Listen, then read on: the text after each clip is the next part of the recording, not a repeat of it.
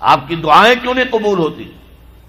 یاد کیجئے 1971 بہت سے لوگوں کو یاد ہوگا جب مشرقی پاکستان میں جنگ ہو رہی تھی تو کتنی دعائیں قنوت نازلہ مسجدوں میں پڑھی گئی ہیں. اے اللہ مدد کر، اے اللہ ان کافروں کو تہس نہس کر دے، اللہم شتت شملہم، اللہم مزق جمعہم، اللہم دبر دیارہم. لیکن اللہ نے ایک نہیں سنی نہیں سنی. تمہارا منہ ہی نہیں ہے مجھ سے بات کرنے کا. تم نے میرا دین قائم کیا ہے؟ تم میرے احکام پر چلتے ہو؟ اگر نہیں تو تمہارا کیا حق ہے کہ تم مجھ سے دعا مانگو؟ قل یا اہل الکتاب لستم علی شیء حتی تقیموا التوراۃ والانجیل وما انزل الیکم من ربکم. اے نبی کہہ دیجئے، اے یہودیوں، اے نصرانیوں، اے اہل کتاب، تمہاری پوزیشن ہی نہیں ہے ہماری نگاہوں میں جب تک کہ تم تورات کو نافذ نہ کرو، انجیل کو نافذ نہ کرو، اور بھی جو کچھ ہم نے نازل کیا اس سب کو نافذ نہ کرو. اس وقت تک تمہاری کوئی حیثیت ہی نہیں ہے.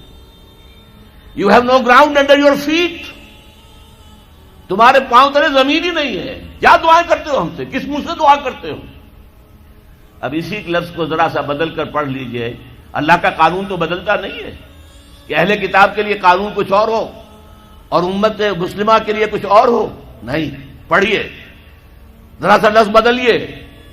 اے نبی کہہ دیجئے، اے قرآن والو، تمہاری کوئی حیثیت نہیں، کوئی حقیقت نہیں، ہماری نگاہوں میں کوئی وقت تمہاری نہیں جب تک کہ تم قرآن کو قائم نہیں کرتے.